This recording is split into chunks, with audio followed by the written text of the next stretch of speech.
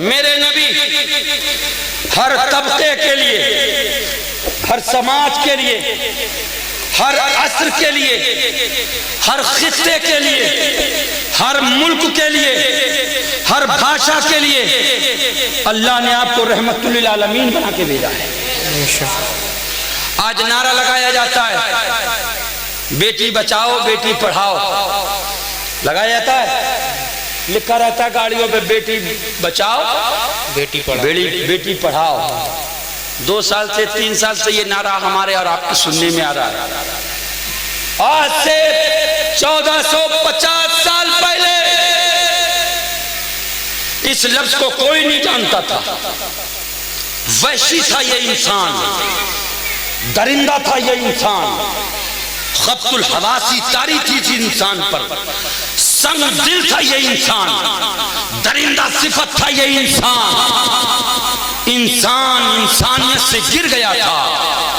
انسان اپنی سوتیلی ماں کو اپنی بیوی بنا رہا تھا، انسان کمزوروں کو اپنی راہ کے گرد و راہ سمجھ کے انہیں ٹھوکریں دے رہا تھا۔ یہی انسان اپنے سے کمزور پر ظلم و ستم کے پہاڑ توڑ رہا تھا۔ یہی انسان اپنے بوڑھے ماں باپوں کو اپنے گھروں سے نکال کر باہر کر رہا تھا۔ یہی انسان اپنے باپ کے انتقال کے بعد اپنی سگی ماں سے کلام بند کر دیا کرتا تھا۔ انسانوں میں نفرت پیدا تھی، انسانیت میں ایک زہر گھولا گیا تھا کہ جو رانڈ اور بیوہ کے قریب ہوگا، جو رانڈ اور بیوہ کو دیکھے گا، اس کا پورا دن برباد ہو جائے گا۔ جو اس کو اپنے یہاں بلائے گا، اس کے گھر کی ساری برکتیں چلی جائیں گی۔ لوگ منحوس رانڈ اور بیواؤں سے نفرت کرتے تھے۔ اللہ کے حبیب نے سب سے پہلا جو قدم اٹھایا تھا اور اسی پرمپرا کو اپنے پاؤں سے رونتے ہوئے میرے آقا نے 40 سالہ عمر دراز خاتون 2 شوہروں سے رانڈ اور بیوہ سے نکاح کر کے امت کو بتا دیا، اے میری امت کے لوگوں، لوگ رانڈ اور بیوہ کو منحوس سمجھتے ہیں۔ اب میرے بعد جو میری سنت پر عمل کرے گا تو اللہ میری ایک سنت پر عمل کرنے کے صدقے اسے 100 شہیدوں کا ثواب عطا فرمائے گا۔ اور لوگ جو جانتے کہتے ہیں کہ رانڈ اور بیوہ منحوس ہے، آقا فرماتے ہیں جو بیوہ سے عزت کے ساتھ سلام کرتا ہے اللہ اسے 10 رحمتیں عطا فرما دیتا ہے۔ بڑا منحوس سمجھا جاتا تھا۔ اور بچیوں کے ساتھ آپ نے سنا ہوگا کہ زمیندوز کیا جاتا تھا۔ باپ اپنے ہاتھوں سے اپنی بیٹی کو زیر زمین دفناتا تھا۔ میرے سرکار تشریف فرمائے، ذرا دل اور جگر کو حاضر کر کے اپنے ذہنوں کو قریب کر کے یہ میری بات سنیں۔ میرے سرکار تشریف فرمائے، ایک نوجوان خوبصورت میرے سرکار کی بارگاہ میں آیا اور آنے کے بعد کہنے لگے یا رسول اللہ میں آپ کا کلمہ پڑھنا چاہتا ہوں۔ کہہ دو سبحان اللہ۔ کہا یا رسول اللہ میں کلمہ پڑھنا چاہتا ہوں۔ میرے آقا نے فرمایا پڑھو لا الہ الا اللہ محمد رسول اللہ۔ کلمہ پڑھا، دیکھا تو وہ رونے لگے۔ میرے سرکار نے فرمایا اے نوجوان کلمہ پڑھ کے تو تجھے خوش ہو جانا چاہیے کہ اللہ نے تجھے درجہ صحابیت عطا فرما دیا ہے، تجھے میری امت میں داخل ہونے کا شرف عطا فرمایا اور تیرے ہاتھ میں میرا دامن عطا فرما دیا ہے۔ لوگ بغیر دیکھ کے میرا کلمہ پڑھیں گے، تو خوش نصیب ہے میرا چہرہ دیکھ کے کلمہ پڑھا۔ جانتے ہو وہ کون ہے؟ وہ حضرت دہیہ قلبی ہیں۔ کون ہے حضرت دہیہ قلبی ہیں؟ جن کی شکل میں کئی بار اللہ کے رسول کے دربار میں جبریل امین حاضر ہوئے۔ دہیہ قلبی کی شکل میں جبریل امین آتے تھے۔ یہ کون دہیہ قلبی ہیں؟ آپ ذرا ان کا واقعہ سنیے۔ حضرت دہیہ قلبی رونے لگے۔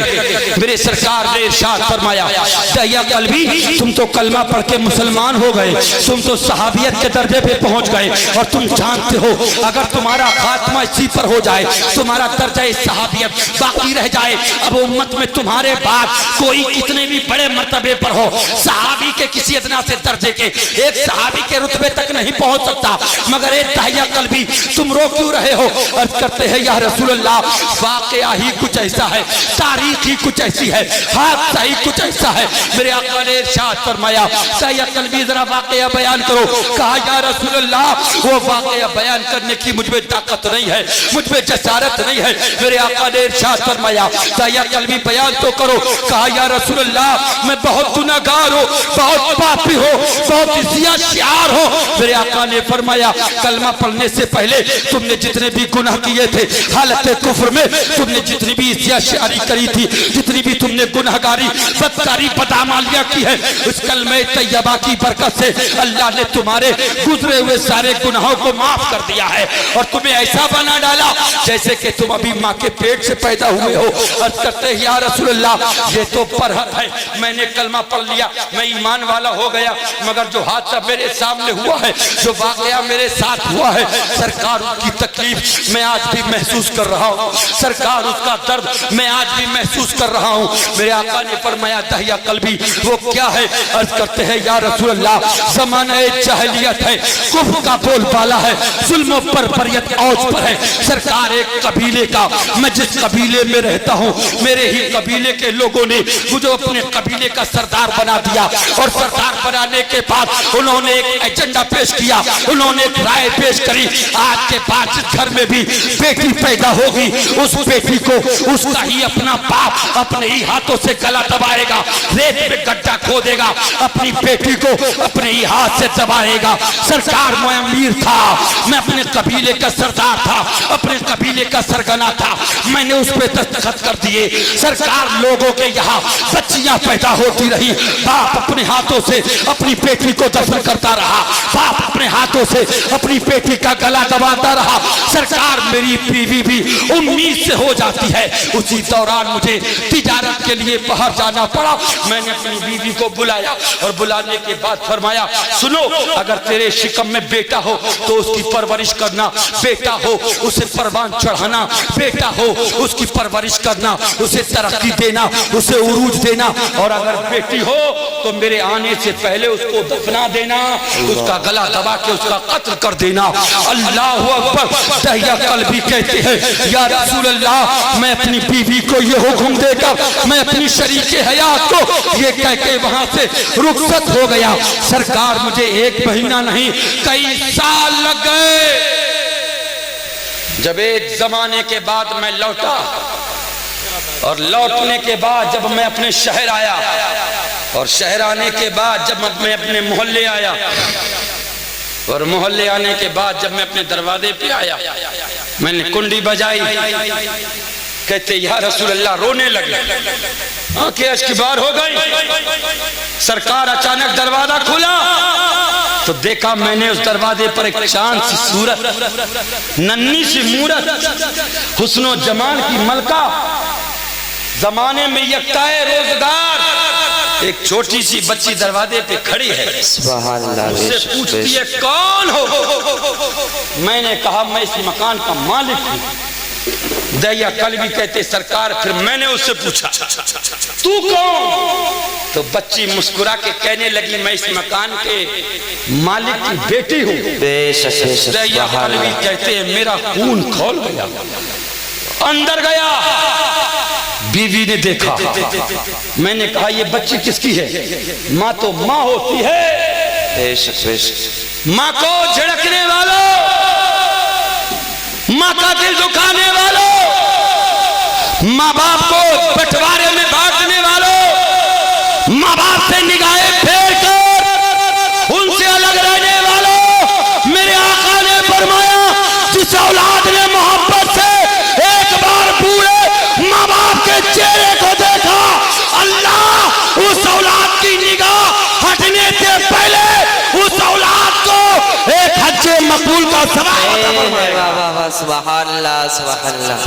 نعرہ تکبیر، نعرہ رسالت، مسلک اعلی حضرت فیضان وزیری کانفرنس، عظمت والدین حضرت علامہ مفتی طارق مصباحی صاحب قبلہ۔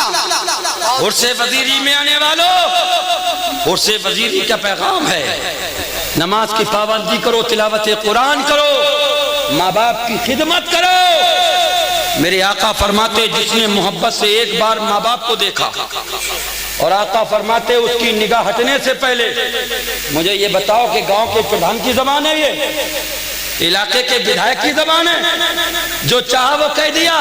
اعلیٰ حضرت سے پوچھو مصطفیٰ کی زبان کی اہمیت کیا ہے؟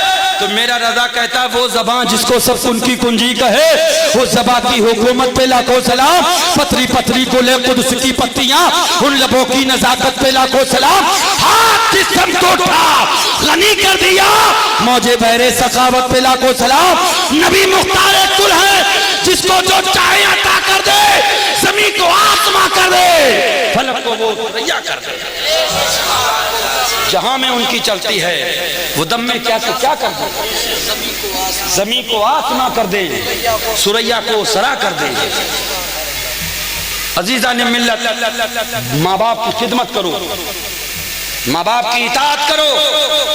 آقا فرماتے ان کی نمازیں قبول نہیں ہوتی جن کے ماں باپ ان سے ناراض ہوتے ہیں۔ اور دعا کے تعلق سے نبی نے فرمایا ہم دائیں بائیں بھاگتے ہیں، تم دعا کر دو، تم دعا کر دو۔ میرے آقا کی حدیث ہے دعا الوالد لولدہ کا دعا النبی لامتہ۔ آقا فرماتے جب ماں اور باپ اولاد کے لیے دعا کرتے ہیں تو اللہ ان کی دعاؤں کو ایسے ہی قبول کرتا ہے جیسے کہ نبی کی دعا اس کے امتی کے حق میں ہوا کرتی ہے۔ بے شک بے شک، سبحان اللہ۔ دہیا قلبی، بیوی سے پوچھتے یہ بچی کون ہے؟ ماں کا دل تڑپ اٹھا، ماں کا دل بلک اٹھا، جلدی سے زبان سے نکلا سرتاج یہ پڑوس کی بچی ہے۔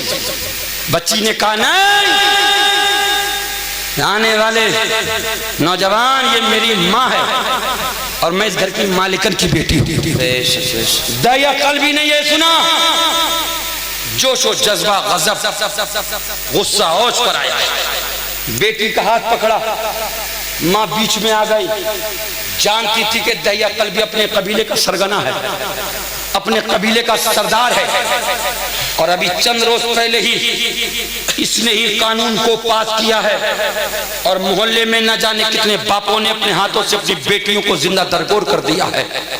ضدی ہے دہیا قلبی، بیٹی کا ہاتھ پکڑا، دہیا قلبی کہتے یا رسول اللہ میں اس منظر کو نہیں بھول سکتا، میری بیوی میرے قدموں سے لپٹ گئی اور مجھ سے کہتی ہے دہیا تم مجھے اور میری بیٹی کو اس مکان سے نکال دو، میں کہیں جا کر کسی کے گھر میں نوکری کر سکتی ہوں، میں کسی کے برتنوں کو صاف کر کے، کسی کے گھر کی صاف صفائی کر کے میں اپنا اور اپنی بچی کا پیٹ بھر سکتی ہوں، مگر خدا کے لیے مجھ سے میری بچی کو نہ چھینو۔ دہیا قلبی نے اپنی بیٹی کا ہاتھ پکڑا، ماں دوسری طرف بچی کا ہاتھ پکڑے ہے، دہیا قلبی نے جھٹکا دیا، بچی کے ہاتھ سے ماں کا ہاتھ چھوٹا اور وہ بچی بے بس ہو کر دہیا قلبی کے قدموں پہ گر گئی۔ فرماتے ہیں عرض کرتے یا رسول اللہ میں گھسیٹتا ہوا اس بچی کو دروازے پہ لایا، بچی تھی ناواقف تھی، نہیں جانتی تھی کہ میرے ساتھ کیا ہوگا، ہاتھ پکڑ کے کھینچنے والا یہ کوئی درندہ نہیں ہے، یہ کوئی بھیڑیا نہیں ہے، یہ کوئی دشمن نہیں ہے، یہ کوئی مغلوب نہیں ہے، یہ اس کا اپنا ہی باپ ہے، مگر زمانے نے، حالات نے، سماج نے، معاشرے نے اسے اس کے باپ کو اتنا دشمن بنا ڈالا تھا۔ اللہ اکبر۔ حضرت دہیا قلبی اپنی بیٹی کا ہاتھ پکڑتے ہیں، جنگل کی طرف کو گھسیٹتے ہوئے لے کے چلے جاتے ہیں، بچی باپ کے قہر و غضب سے جب واقف ہو جاتی ہے تو تڑپ کے کہتی ہے بابا جان آپ مجھے چھوڑ دو، میں آپ سے کوئی کھلونا نہیں مانگوں گی، میں آپ سے کوئی چیز نہیں مانگوں گی، میں آپ سے کوئی ڈیمانڈ، کوئی خواہش، کوئی آرزو نہیں کروں گی، مجھے چھوڑ دو۔ دہیا قلبی کہتے ہیں یا رسول اللہ میں بچی کو لے کے گیا، میں نے کہا بیٹا نہ گھبراؤ، میں تمہارا باپ ہوں، میں تمہیں میلے کی طرف لے کے جانا چاہتا ہوں۔ بچی تھی نہ سمجھتی، باپ کی باتوں میں آ گئی، تھوڑی ہی دور جاتی ہے ایک جنگل پڑا، جنگل کے کنارے بیٹی کو بٹھال دیا۔ دہیا قلبی کہتے یا رسول اللہ کدال ہاتھ میں تھی، میں نے گڈھا کھودنا شروع کیا، اور جب گڈھا میری بیٹی کے مڈھوں کے برابر کھود گیا، میں نے اپنی بیٹی کو دیکھا، بیٹی دوڑتی ہوئی آئی اور آ کے کہنے لگی بابا جان آپ دھوپ میں اتنی محنت کر رہے ہیں، قریب آؤ۔ بیٹی کا دل بیٹوں کے مقابلے پہ بہت نرم ہوتا ہے۔ چھوٹی سی اوڑھنی اٹھاری، باپ کے ماتھے کو پوچھا اور کہا میرے باپ گرمی بہت ہے، آرام کر لیں۔ مگر وہ بیٹی کیا جانتی تھی کہ وہ باپ کوئی تالاب نہیں کھود رہا ہے، کوئی کنواں نہیں کھود رہا ہے، وہ اپنے ہی ہاتھ سے اپنی بیٹی کی قبر کھود رہا ہے۔ بیٹی آج بھی ہم اور آپ سماج میں معاشرے میں دیکھتے ہیں، بیٹوں کے مقابلے میں بیٹیاں ماں باپ کی زیادہ فرما بردار ہوتی ہیں۔ ایک شخص کا انتقال ہوا، اس نے کسی عالم سے سنا تھا کہ بیٹیاں بیٹوں کے مقابلے میں ماں باپ کی زیادہ فرما بردار ہوتی ہیں۔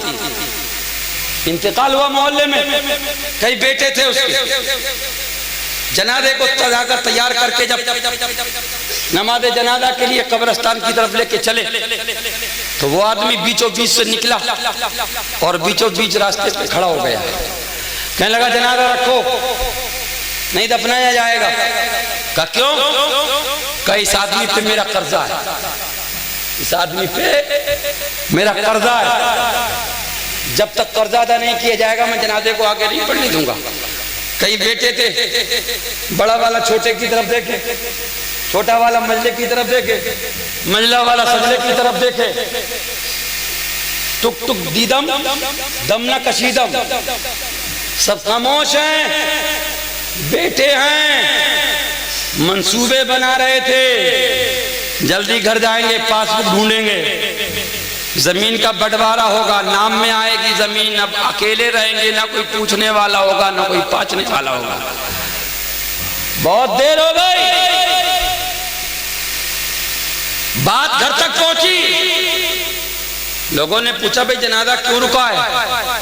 تو کسی نے جا کے کہا کہ مرنے والے پر محلے کے کسی آدمی کا قرضہ ہے، وہ یہ کہہ رہا ہے کہ جب تک میرا قرضہ ادا نہیں ہوگا میں یہ جنازہ اٹھنے نہیں دوں گا۔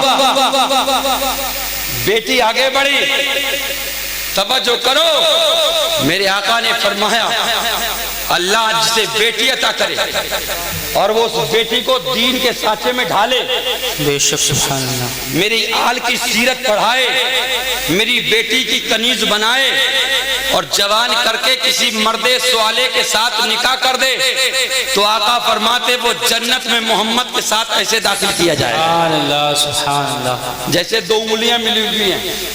میرے آقا فرماتے کہ جسے اللہ نے ایک بیٹی دی اور اس نے دین کی اس سانچے میں تربیت کری اور اسے دیندار سے نکاح کر دیا، آقا فرماتے اس کے لیے میری شفاعت واجب ہے۔ سبحان اللہ سبحان، دوسرے کھڑے ہو کے کہا یا رسول اللہ جس کے پاس دو ہو، آقا فرمایا اس کے لیے بھی۔ تیسرا کھڑا ہو یا رسول اللہ جس کی تین ہو، آقا نے فرمایا جتنی بیٹیاں ہوں اور ان کو وہ دین کی تعلیم دے، قرآن پڑھائے، اسلامی ماحول میں انہیں پالے جوان کرے اور نیک کے ساتھ نکاح کر دے تو وہ جنت میں سب میرے ساتھ داخل کیے جائیں گے اور ان کے لیے میری شفاعت واجب قرار دے دی جائے گی۔ سبحان اللہ سبحان اللہ، بہت خوب ماشاءاللہ سبحان اللہ۔ بیٹی نے سنا تو کہا ہمارے بھیا عبد الرحمن نہیں ہے ہوا، کہا وہ تو سب سے آگے، بھیا کسی کا نام ہو تو برا نہ مانے، اور عبداللہ کہا رہے وہ تو سب سے آگے، اور کہا کلو، کہا وہ تو بالکل ہی کنارے کھڑا ہوا ہے، کہا مطلوب، کہا وہ بھی ہے، کہا پھر، کہا سب ایک دوسرے کو دیکھ رہے ہیں۔ اللہ اکبر، بیٹی نے ایک آدمی کو بلایا، اپنے کانوں سے جھمکیوں کو اتارا، گلے سے ہار اتارا اور کہا اے نیک انسان، میرے باپ کے اوپر جس کا قرضہ ہے اس سے جا کے کہہ دے یہ لے لے، اور اگر قرضہ پھر بھی باقی رہ جائے تو وہ مجھے بتا دے، میں اپنے بچے بیچ دوں گی مگر میں اپنے باپ کے سینے پہ قبر میں وزن نہیں جانے دوں گی۔ یہ پیغام لے کر جب وہ انسان اس کے پاس پہنچا تو اس نے اس زیوروں کو دیکھا اور کہا نہیں یہ تو سب غلط ہے، اس مردے کا اور اس نے یہ کہا تھا جو میرا وارث ہو اسے دے دینا. پتا چلا یہ بیٹے وارث نہیں ہے، وارث ہے تو اس کی بیٹی ہے، اسے سلام بھی کہہ دینا اور اسے یہ سارا قرضہ بھی ادا کر. بہت خوب ماشاءاللہ. زندہ باد زندہ باد. سبحان اللہ سبحان اللہ. بہت خوب ماشاءاللہ. بیٹیوں کی پیدائش پر منہ بگاڑنے والوں، بیٹیوں کی پیدائش پر رنجیدہ ہونے والوں، ایک بیٹی 70 لوگوں کا رزق اللہ کے یہاں اپنے ساتھ لے کے آتی ہے. سبحان اللہ. جس گھر میں بیٹی ہوتی ہے اللہ کے حبیب فرماتے ہیں اللہ تعالیٰ اس گھر میں 70 رحمتیں صبح کو اور 70 رحمتیں شام کو نازل فرماتے ہیں. سبحان اللہ. بے شک. اور بیٹی کا باپ غریب تو ہو سکتا ہے مگر غلیظ نہیں ہو سکتا. بے شک.